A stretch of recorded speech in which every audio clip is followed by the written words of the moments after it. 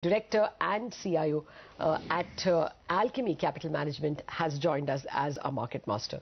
Good morning, Hiren. Thank you very much for dropping by. Yeah. These are all crucial days. The market is actually looking for direction. Until now, one would have looked for how high can it get, but now we are actually asking how low can it get. What's your sense? Does it get to 7.2? Are things looking that bleak?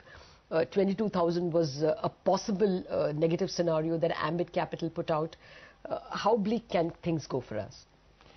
So I think, Lata, the near term is obviously challenging at this point in time, but we need to realize that a lot of what has happened in the markets, or the trigger for what happened in the markets in the last week or 2 weeks, has been really what is happening outside of India than more to do with what's happening within India.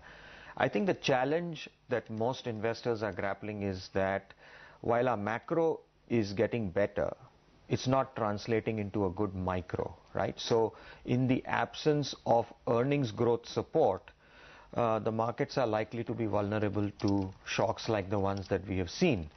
So at this point in time, instead of the macro aiding the micro, it's more like an insurance policy, which means that you can't avoid a downside, but probably you will outperform on the downside, or probably you will bounce back faster when the market stabilizes. So right now it's more like an insurance policy than a guarantee for better returns in the near term. Okay, that's an interesting way to put it. Hiren, hi, good morning. We were speaking with someone just a while back and they indicated that the downside for this market could be 10, 15, 20%. But in the longer term, the 3 to 5 years, the upside is much more higher. So if you take that into consideration and you decide to invest into, say, increase your allocation to mutual funds, what kind of returns do you think one can expect in the next 1 year? Because I know you personally manage this Alchemy High Growth Fund. Say someone was to put money in it, what kind of average returns can we expect?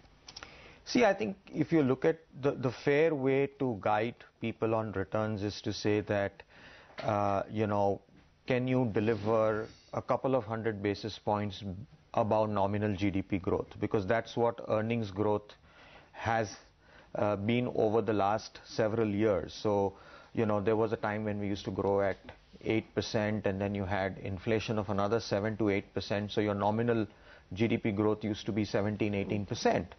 Now the problem is that your real GDP growth is down to probably 6.5%, 7%, and your inflation is also trending down. So you will probably get a nominal GDP growth of 12%. So I think it would be fair to say that earnings, long-term earnings can probably grow at 12 to 15%. And if you have an active manager who's probably doing a good job, he could probably add a little more alpha over and above the nominal earnings growth. But as we all know, that earnings growth are not linear, that you don't get that 15, 18% every year. So last year we got a very strong returns. This year could be flat. And also, let's also investors know that if you go back and at least look at historical trends, right? I mean, we get so nervous about the fact that the market's corrected about 8-10% from the top. But if you look at every correction, even in a bull market, like when you saw 2004, 2006, we had a correction. Even in those years, the average correction was 20%, right, from the top. So, I think that people have to keep that in perspective, that you could have a correction which could be deeper than what you've seen. I'm not saying it will or it will not happen, but I'm saying in the past, a 20% correction has been core for the, par for the course. Having said that, I think that, as I mentioned, I think we have to take heart from the fact that our macros are improving.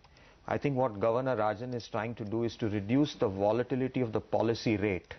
Right, and which means that you do not have these asset markets that react very violently if you have interest rates in an economy moving up and down very frequently. Rather, he's trying to have a more sustained rate of inflation and policy rate, so that your overall macro variables do not become very more volatile. And I think as markets appreciate that over time, those will start to reflect in our valuations going forward. So you're saying this is a good time, as good a time as any, to increase your allocation to equity? Absolutely, absolutely. And I think it's been such a great welcome experience. I mean, we've been managing money for 14 years now. And this time when the markets fell, people did not panic. In fact, we had more calls saying that we would want to increase our allocations to equities rather than panic. So I think that's a pretty welcome trend that we are seeing from the domestic investors. Hopefully all the learnings of the previous corrections and bull and bear markets has made them a little more wiser, that you got to be a little more strategic and long term about your asset allocation. You can't be fretting over every correction in the market. Okay. I do want to get quickly to sectors and how you would play the market, but one very quick question. Would you say that therefore this market has not bottomed because people have not panicked? Well, one way to look, it's like half glass empty, half glass full, right? I mean, you could say that because people haven't panicked, so will there be a panic in the future? No, I think, let's be fair, I think that till we get earnings support, we are going to be vulnerable to corrections. Having said that, I think that the fact that we've seen a mild rupee depreciation should help earnings going forward, right? Also, we should understand that so far the sectors which were leading to an earnings downgrade, which is the more commodity-oriented sectors, they will also get some protection because there has been some custom duty hikes. You've had the rupee depreciate. So I think that the offsets of a rupee depreciation would be actually better for earnings than worse off to earnings going forward from here. So I think on the whole we are okay. No, actually what you're pointing to is some very fundamental positive changes. For the first time we can be proud of our macros, and that's a major assurance. And for the first time we realized that we should have a weakening rupee. Absolutely. At least in the media this was a big macho feeling that you should have a strong rupee. Every time you see the Nikkei rising, it is when the yen is falling. It's about high time we realize the value of a slow depreciation, which has been managed with decent style by the Reserve Bank. Actually today I just wanted to point out another new that will hit when the GDP numbers come. For the first time, the GDP at current prices may be lower than the GDP at constant prices because there has been some deflation. In several products. I mean, it will be a new for us, but that is the level to which we have been able to control our macros. That could be something new we have to grapple with. Okay, Hiren, now to come to how you play this market, precisely because you're confident that the macros are evolving well and they have to tell on the micros. Would you be focused on the economy-oriented stocks? Yeah, I mean, that's where the value is right now. I mean, in the sense that if people are focused on near-term earnings, then probably the traditional sectors that have done well will continue to do well, like IT and pharma, because, they get a little bit of lift off from the currency depreciation. But I think, the economy is slowly turning, and I think the interest rate sensitive sectors is where I see the strongest possibilities of an earnings growth, especially... So private or public?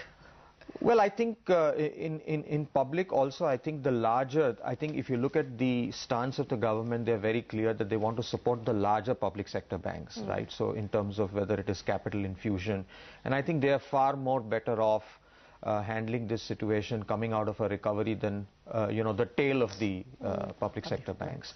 And I think also amongst the private, I think the wholesale borrowers will have a better time because I think rates will fall faster for them, and they will be able to transmit the lower rates faster than probably what banks will be able to do.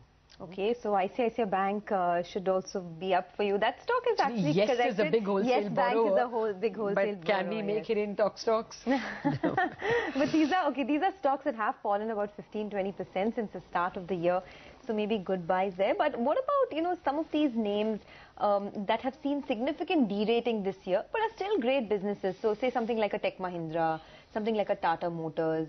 These stocks have corrected 20-30% this year. Is there something fundamentally wrong with names like these, or is it just a market correction that has hit them? No, I think it's not fundamentally wrong, but I think that they had a couple of rough quarters. Tata Motors had a challenge in terms of what's happening in China. But I guess that those are now fairly well reflected in the valuations, right? So I think that the long-term competitive strengths of these companies hasn't gone anywhere. So I think these do represent reasonable valuations for entry for long-term investors to come back into. These are all good quality franchises, high quality companies, where I think the near-term risks seem to have got priced in already into the stock prices. Okay. How much weight would you give, since we are speaking about the domestically focused companies, how much weight would you give consumer companies? How much weight would you give capital companies? I mean, we saw some good numbers from Cummins. We saw good order books from L&T. At the same time, I think car sales, CE sales are picking up. So where's your weight? So I think consumer discretionary is where it makes sense to look at, because we yet have to see improvement in demand, but they also benefit from the macro in terms of lower commodity prices, potentially lower interest rates going forward from here. So I think that they are not trading at their peak earnings capacity, if one were to use that word. I mean, some of that obviously the market has implied in their valuations, but if you take a slightly longer term view, there's much more to go for these domestic oriented sectors than what we've seen in the past, and especially the consumer discretionary is a very interesting area. Okay, by the way, perhaps the market is listening to you. Some of the losses have been cut on the Sensex and the Nifty, and the mid-cap index has actually moved into the green. So you have, a lot of stocks like Glenmark Pharma that are seeing good buying interest this morning. Hiren, what is the next big positive trigger for the markets that could take the markets back to the all-time highs? Well, I think the near term, from a global perspective, people are looking at what the Fed is going to do. We've seen some different voices come through there. So, that's a big factor globally. My sense is, while what happened with China, we have to be careful about, but whenever, if you even jog back your memory and say that whenever the whole world is looking at one variable like the Chinese stock market and reacting to it, experience has shown that these very heightened short-term correlations don't last for too long. There was a time when we used to wake up in 2011 and look at, Greece or, what happened to the Dubai exchange, because the whole world's focus was on that one particular variable, and it never lasts, So I think this too shall pass. I think, we have this heightened worry about everybody gets up in the morning wanting to see what's happened to the Shanghai index, and this doesn't last too long. Those issues were a bit different because they were much smaller, right? Greece and Dubai. I mean, this is the second largest economy, so you would I'm not worry about that little more. I'm saying that I'm not belittling the fact that that there is a repricing around the world in terms of what the Chinese growth. I think people are finally realizing that there's a real challenge they have on their hands. What I'm saying is that this heightened correlation, no matter how big or small anything could be, doesn't last for too long. So hopefully this shall also pass. All right, Hiren, it's always a pleasure speaking with you, and more so when the markets are in jittery mode. Thank you very much for dropping by. There is a little bit of green on the screen. It's in the mid-cap space. Things perhaps just trying to find their feet at this point in time. We'll take a break. But as Hiren highlighted, it is the global economy on which everyone's eyes are at this point in time. It could be slowing down and markets could be choppy. But